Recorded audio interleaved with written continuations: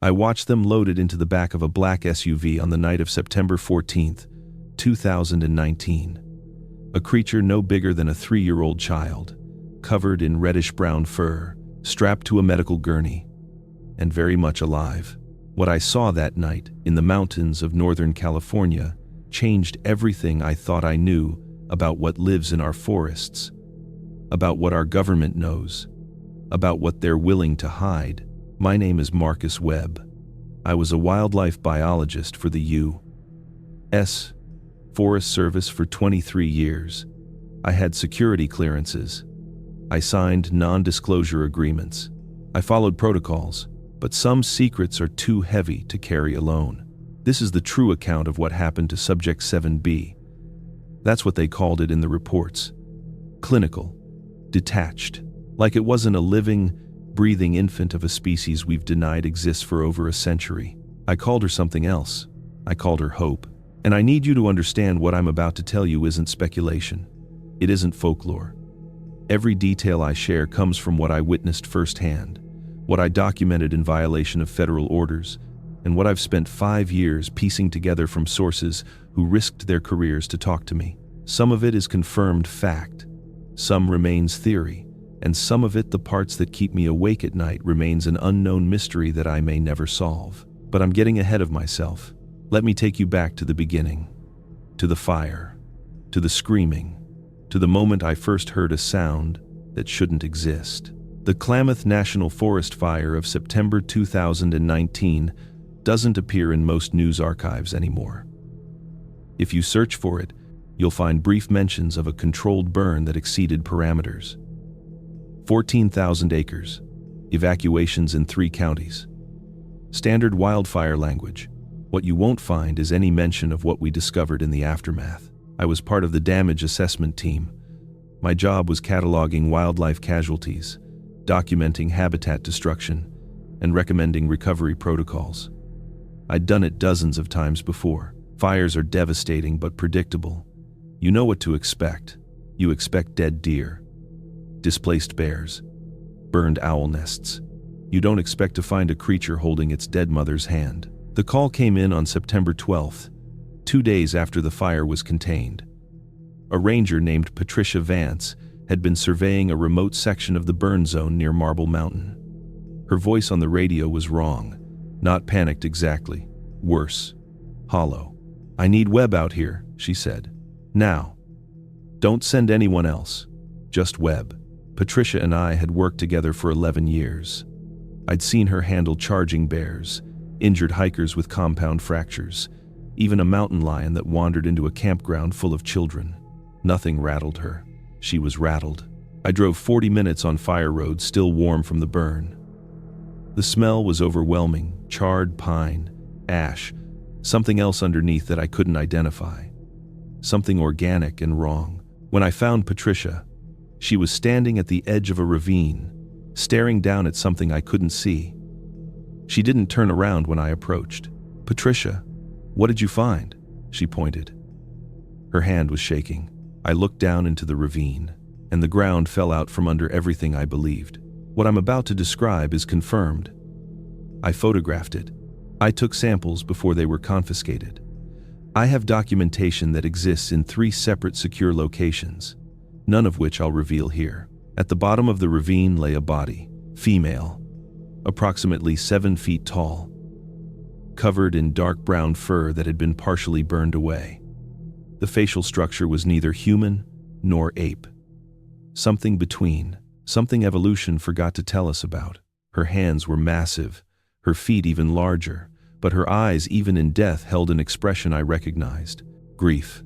And curled against her chest, partially hidden under one enormous arm, was an infant, still alive, still breathing, clinging to its mother's body with tiny fingers that wrapped around the fur like a human baby grips a blanket.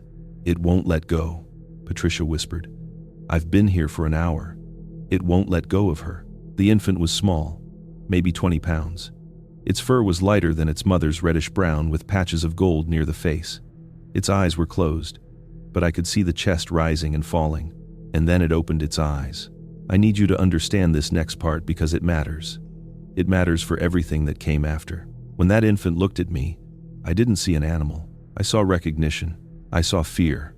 I saw a child who had just watched its mother die and didn't understand why the world had become fire and ash and silence. Patricia grabbed my arm. "Marcus, what is this? What the hell is this?" I knew what it was. Anyone who'd spent decades in these forests had heard the stories, seen the tracks, dismissed the sightings as hoaxes or misidentification. But dismissing footprints in mud is different from staring into the eyes of a living specimen. "We need to call this in," I said. Those 6 words were the biggest mistake of my life. Here's what I didn't know at the time, something I've only pieced together in the years since through leaked documents and anonymous sources. The Forest Service has a protocol. It's not written down anywhere you can access. It's not taught in training. But it exists. When certain discoveries are made, discoveries that challenge what the public believes about our world, a specific phone number gets called. Not local dispatch. Not regional headquarters. A number that routes directly to a division that doesn't officially exist. When I radioed in our discovery, using coded language because I still wasn't sure what I was seeing, my call was intercepted within 90 seconds.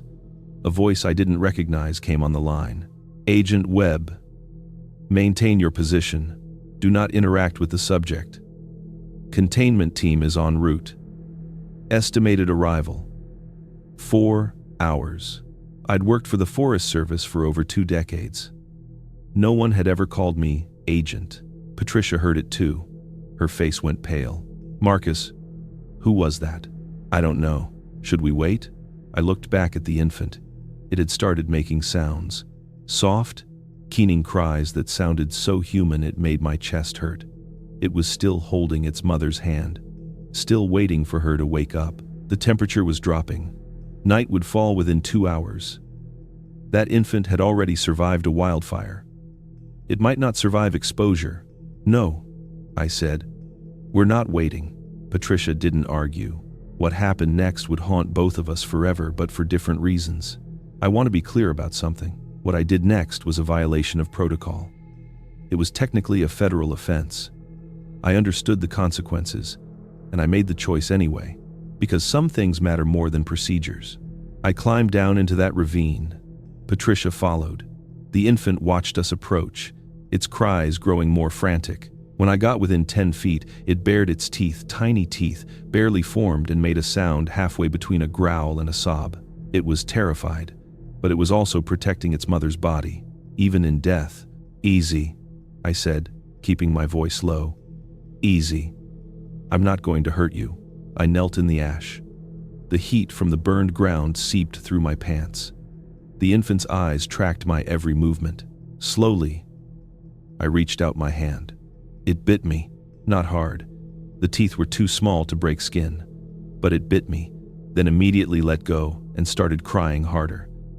Like it knew it had done something wrong but didn't know what else to do. I didn't pull away. "I know," I said. "I know you're scared. I know you don't understand what's happening. But you can't stay here.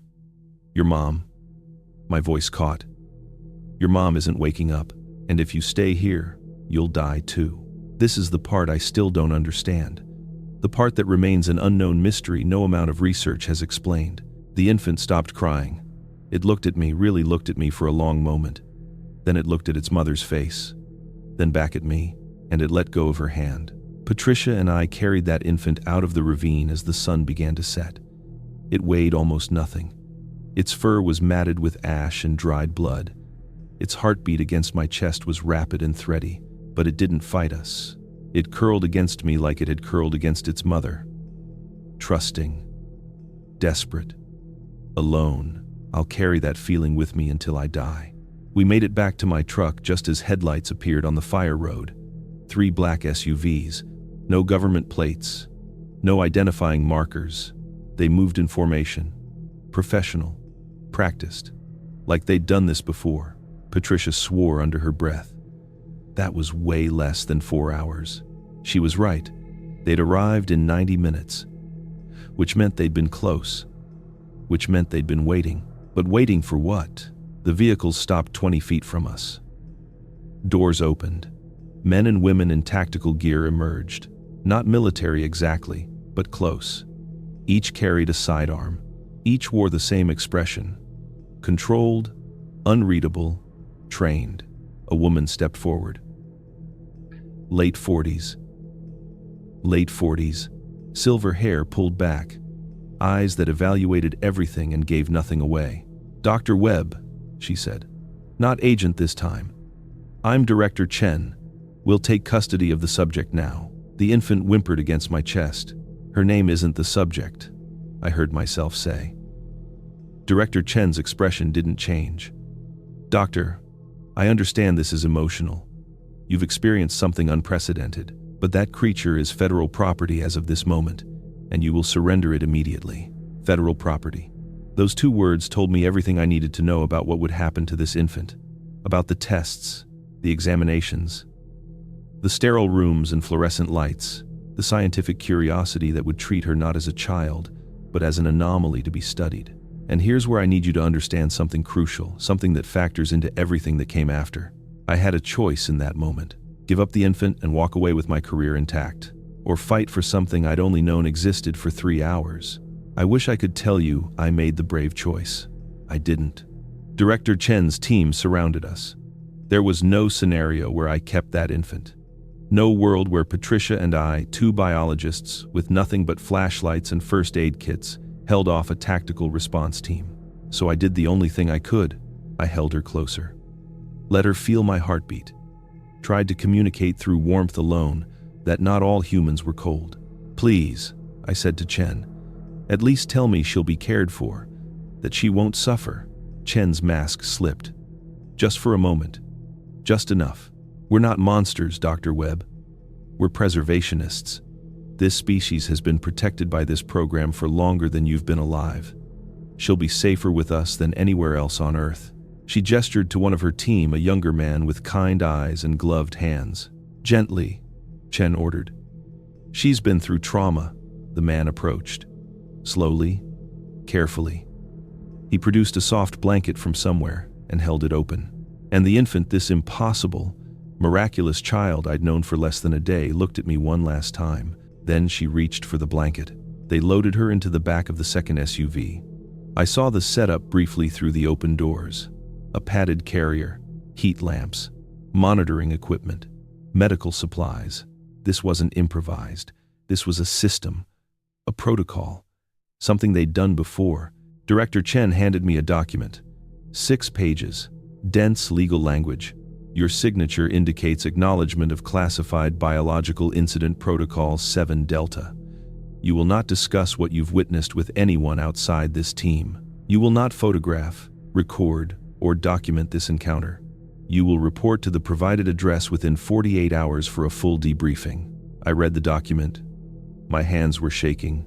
"And if I refuse?" Chen's expression hardened. "Dr. Webb, you've dedicated your life to protecting wilderness and the creatures within it. This program has been doing exactly that since 1958. We are not enemies. We are colleagues. Sign the document, attend the debriefing, and you may find yourself invited to participate in something extraordinary." She paused. "Refuse, and you'll spend the rest of your career counting salamanders in basement archives. Your choice." I signed. Patricia signed. We watched the SUVs disappear into the darkness, red taillights fading like dying embers. Neither of us spoke for a long time. Finally, Patricia broke the silence. 1958, she said. She said 1958. "Marcus, what have they been doing for 60 years? I didn't have an answer, but I was going to find out. The debriefing took place in a facility I'm not allowed to identify. Not because of the NDAs, I'm violating those anyway, but because it genuinely doesn't appear on any map. I've looked. What I can tell you is this. It was underground. Clean. Clinical. Exactly the kind of place you'd expect a black-budget program to operate. But it wasn't what I expected. I expected interrogation. Threats. Men in black suits making my career disappear. Instead, I got Director Chen in a conference room, a cup of mediocre coffee, and a presentation that lasted 6 hours. Here's what I learned. Some of this is confirmed through documents I later accessed. Some is theory based on implications. Some remains unknown. The United States government has been aware of the existence of multiple hominin species since 1932. A logging operation in the Pacific Northwest encountered a family group, 3 adults, 2 juveniles. The encounter turned violent. 2 loggers died. All 5 specimens were killed, but not before photographs were taken. Those photographs reached Washington. The scientific implications were immediately recognized and immediately buried. If the public learned that undiscovered human relatives lived in American forests, the chaos would be uncontrollable. Hunting parties, habitat destruction, religious hysteria, international incidents. So, a program was created, unnamed officially, funded through defense appropriations, tasked with 3 objectives: locate, monitor, and protect. Not capture, not study. Protect. Chen explained it simply. These beings are rare, perhaps fewer than 3,000 individuals across North America. Their habitat is shrinking. Climate change is pushing them into smaller territories.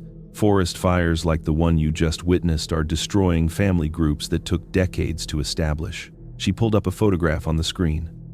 Blurry, grainy, but unmistakable. A group of creatures moving through forest. This was taken in 1974.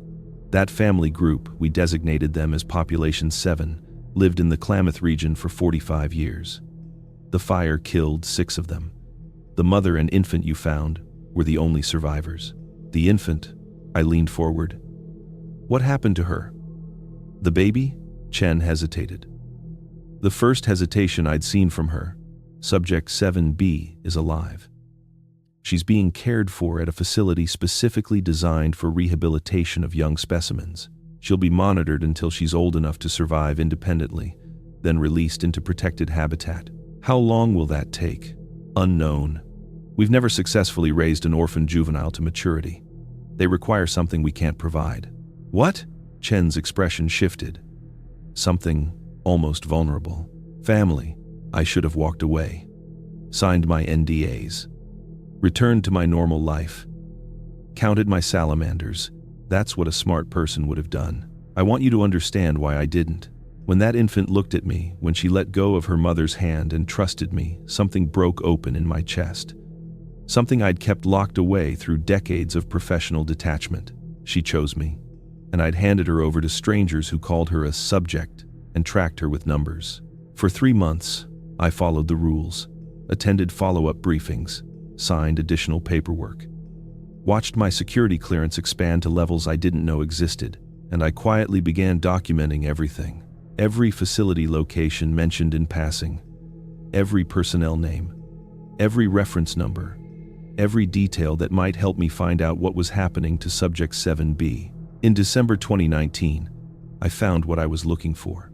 This next part involves actions that were unambiguously illegal. I'm not asking for sympathy or understanding. I made choices with full knowledge of the consequences, but you need to know the truth about what they were doing. Using credentials I shouldn't have had access to, I located the facility where 7B was being held. It was in Montana, a former Cold War installation repurposed for biological research. On paper, it studied endemic wildlife diseases. I drove there on December 18th, told my supervisor I was taking personal leave, told Patricia I needed space to process what we'd experienced. I told no one where I was actually going.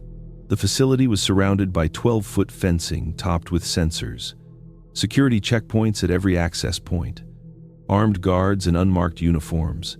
Getting inside should have been impossible. It wasn't, because someone wanted me there. My credentials, which should have been restricted to Forest Service databases, opened the main gate. My badge cleared the security checkpoint. Every door I approached unlocked before I touched it. I was being guided, led through corridors I didn't understand toward something I wasn't prepared to see. The room was at the end of a long hallway. Through the glass window, I could see medical equipment, monitoring stations, a table covered with restraints, and in the corner, huddled against the wall, was 7B. She was smaller than I remembered. Her fur had lost its golden highlights, turned dull and brittle. Electrodes were attached to her scalp. An IV line ran into her arm. Her eyes were open but empty. She wasn't being rehabilitated. She was being harvested. I need to be careful here. Some of what I witnessed has been confirmed through subsequent leaks. Some remains theory based on what I observed.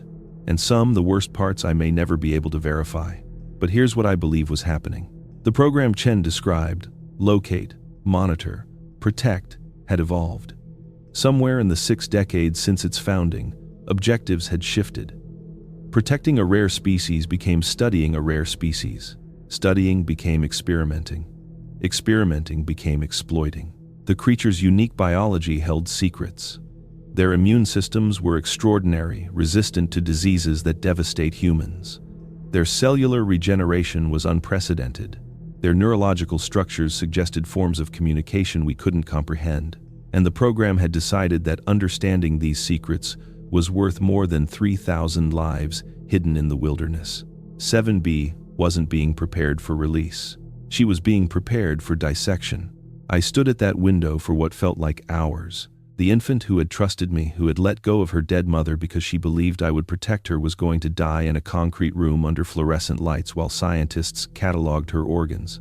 And I had delivered her here. What happened next is why I'm telling this story now. The door behind me opened. I expected guards, arrest, the end of everything. Instead, Director Chen stepped through. She looked different, older, exhausted in a way that went beyond physical fatigue. "You weren't supposed to see this," she said quietly. "But I needed you to. I couldn't speak, could barely breathe.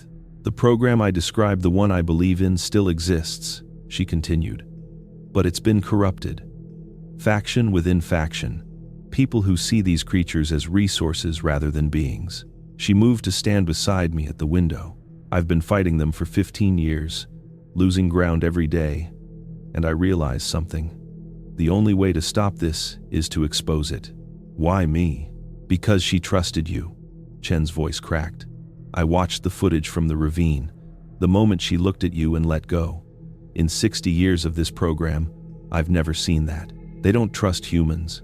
They fear us, rightfully so." She turned to face me. "But she trusted you. Which means maybe, if you tell this story, people will trust you too." What Director Chen proposed was treason. Violation of classified protocols. Career destruction for both of us, and prison for the rest of our lives if we failed. She wanted me to document everything. Every file I could access. Every photograph I could take. Every name and date and location that proved what the program had become. Then she wanted me to run. Take 7B. Disappear into the wilderness. Care for her until she was old enough to survive.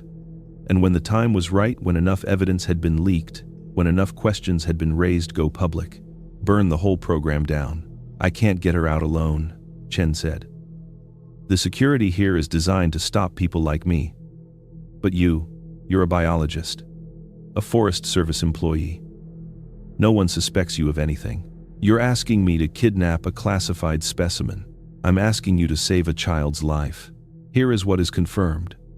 On December 19th, 2019, Subject 7B was removed from Montana Facility 6.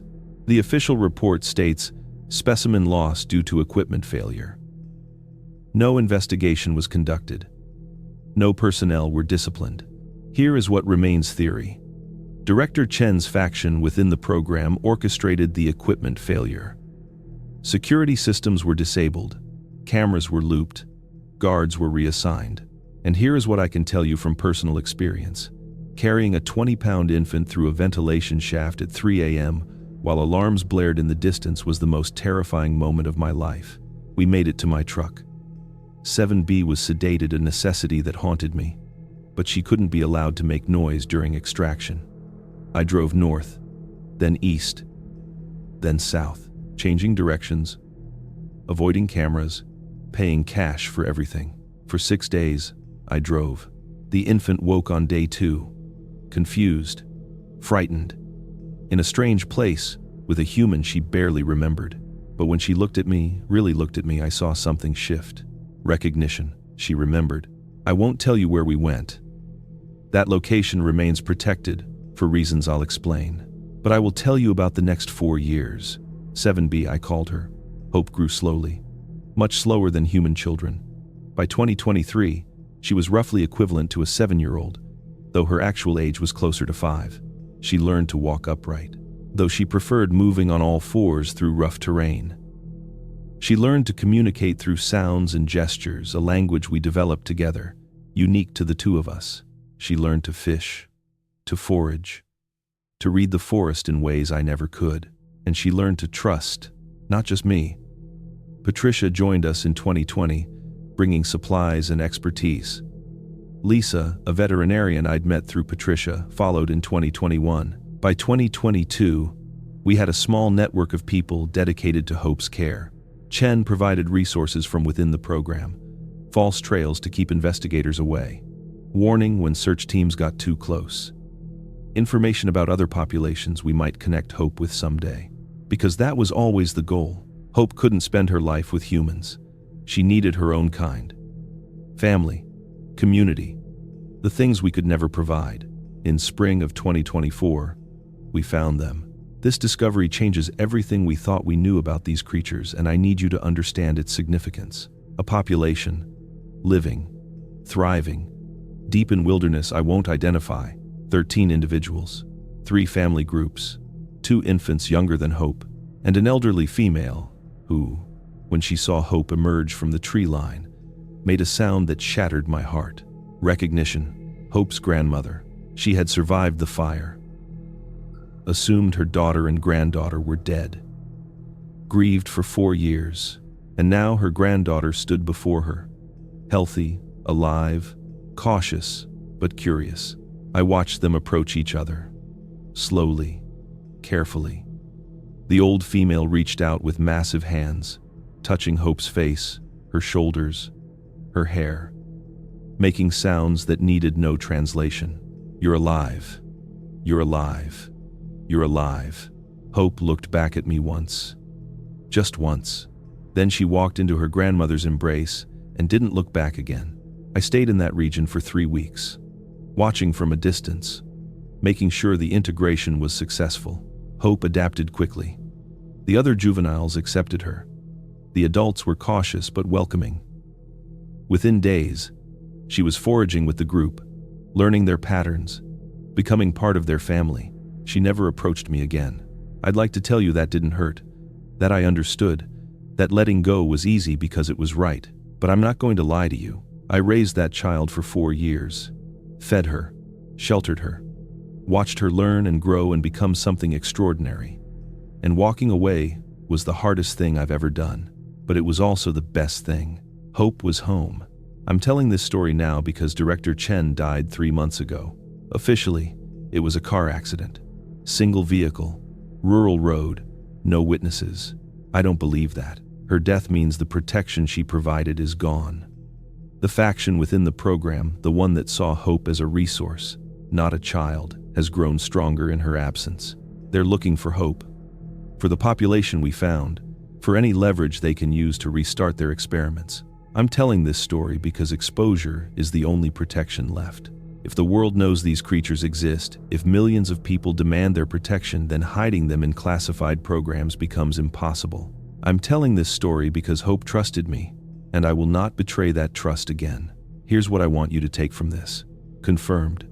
These creatures exist, not as mythology, not as misidentified bears, as living, breathing, intelligent beings who have shared our forests for millennia. Confirmed. Our government has known about them since at least 1932, has monitored them, protected them, and in some cases, exploited them. Confirmed. There are factions within this program who see these beings as resources, who would capture, study, and dissect them in the name of scientific progress. Theory. The exposure of this program, if it happens, will be the most significant biological discovery in human history. It will reshape our understanding of evolution, consciousness, and what it means to be human. Unknown mystery. How many populations still exist? How do they communicate across distances? What is the full extent of their cognitive abilities? And most importantly, can we coexist? I'm 61 years old. I have terminal cancer diagnosed 6 months ago, prognosis uncertain. The people who killed Director Chen will likely kill me too, once this account goes public. I've made peace with that. What I haven't made peace with is the thought that Hope and others like her might spend their lives running, hiding, afraid of the species that should have protected them. We have a choice. We can be the hunters in their nightmares, or we can be the guardians they deserve. I know which one I chose. Which one Patricia chose. Which one Chen died trying to achieve. Now you have to choose too. Last month, I returned to the region where I left Hope. I didn't approach, wouldn't risk leading anyone to them, but I watched from a ridge a mile away. The population had grown, 15 individuals now, and among them, moving with confidence and grace through the forest she was born in, was a juvenile female with reddish-brown fur and patches of gold near her face. She's thriving. She's free. And somewhere in that impossible brain, in the memories I don't fully understand, I believe she remembers. A fire. A loss. A human who carried her to safety. A choice that changed everything. They transported a baby Bigfoot in a black SUV on September 14, 2019. The official truth was never released. But now you know. And what you do with this knowledge will determine whether creatures like Hope have a future on this planet. I have to believe we're better than our worst impulses. That wonder can triumph over exploitation. That protection can defeat destruction. I have to believe that because of what I saw in Hope's eyes the night I found her, the night she let go of her mother's hand and trusted a stranger. She believed in me. Now I'm asking you to believe in something bigger. These creatures are real. They're intelligent. They're family-oriented, emotional, complex beings who have survived for thousands of years by avoiding us. They shouldn't have to hide anymore. And if my telling this story, if my violating every oath I swore and every document I signed, means that even one more population is protected, one more child survives, one more family stays together, then it was worth everything.